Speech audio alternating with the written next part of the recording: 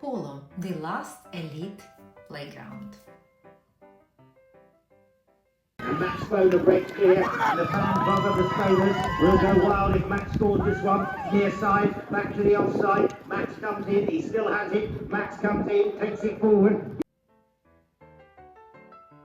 Where power rides. There is a moment just before a polo match begins.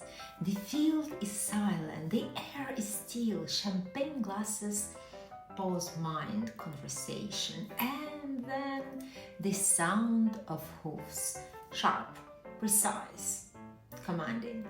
This is not just a sport, this is theater for a very specific audience, because in polo you don't just watch a game. You watch the people who are allowed to be there. Welcome to the world of British polo, where status isn't announced, it's understood. Still trying to get hold of it. Imaz picked it up, but unfortunately. The British stage.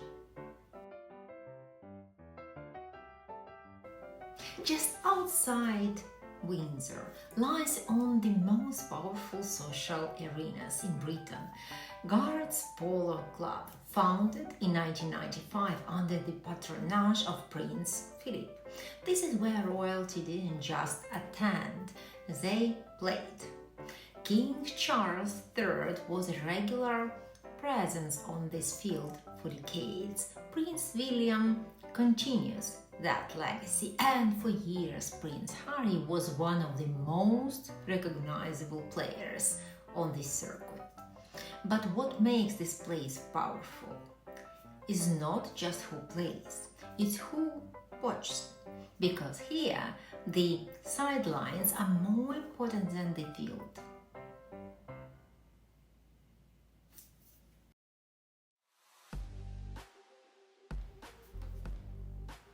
The other field, Codray. 30,000 West Sussex. There is another name whispered with equal weight. Codray Park Polo Club, home to the prestigious Gold Cup. This is where global elite teams compete, where Argentine professionals, British aristocracy, and international billionaires all meet on the same field, but not as equals, because even here there are levels. Private boxes, invitation-only enclosures, inner circles within inner circles. And if you are invited inside, you don't ask questions.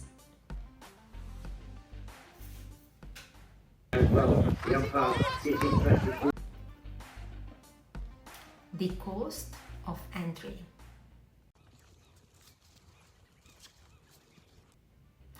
Let's be clear, polo is not expensive, it's extreme.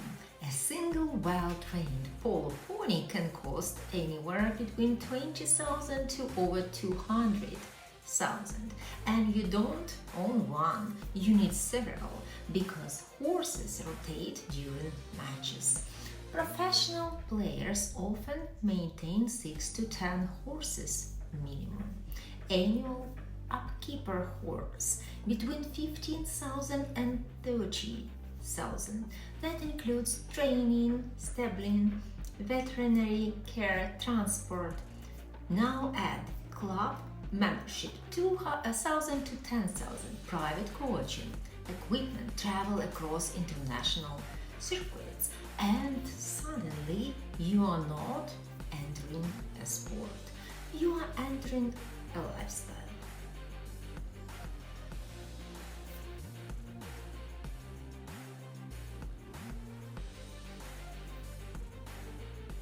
The unwritten rules. To Nika San Roman, Eugenio Imaz comes with him. San Roman scoots away. But money alone is not enough, because polo operates on something far more subtle. Codes.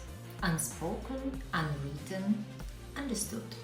You don't overdress. You don't underdress.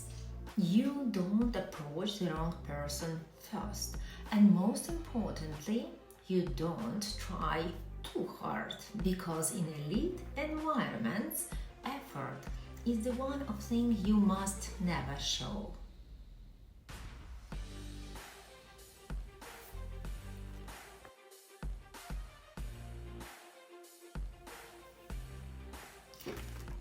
Global Power Network. From Windsor to Dubai to California, the Polo world travels.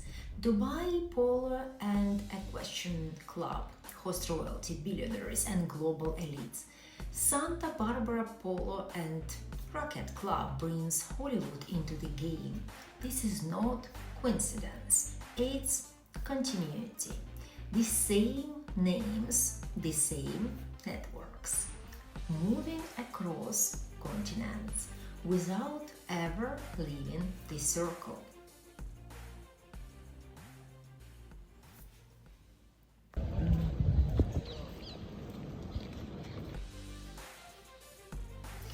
Fame, celebrity, and power.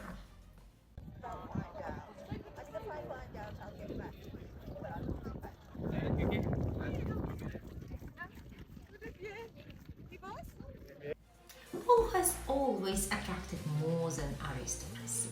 Celebrities, billionaires, power players, from high net worth entrepreneurs to global figures like natural figures, often called the face of modern polo, a man who bridged the gap between sport and luxury branding, because polo today is not just tradition, it's image. Good girl. Drama behind the elegance.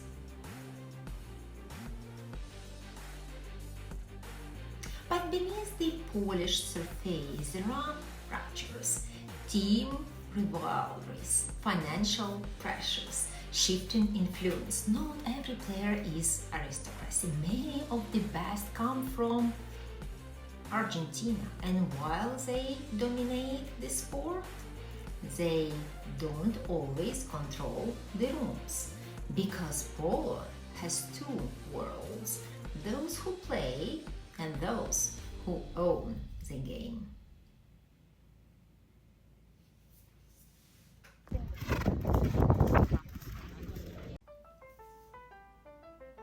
Why it still matters. In a digital world where access is everywhere, why does polo still hold power? Because it cannot be replicated online. You cannot download presence. You cannot stream proximity. You have to be there. And that changes everything.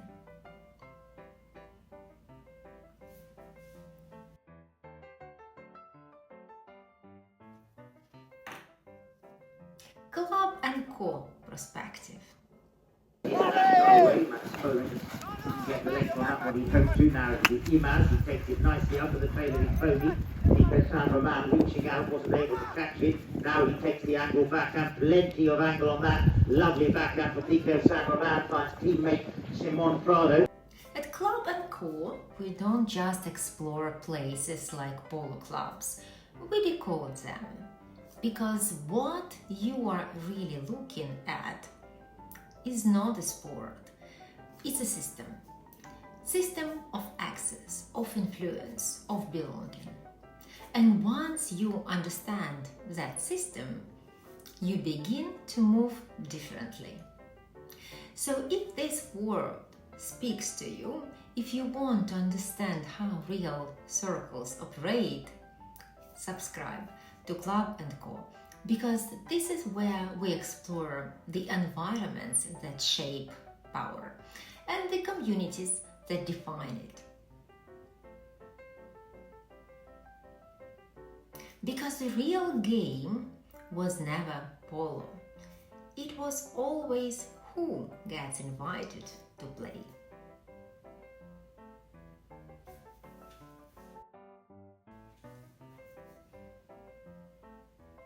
Thank you for watching.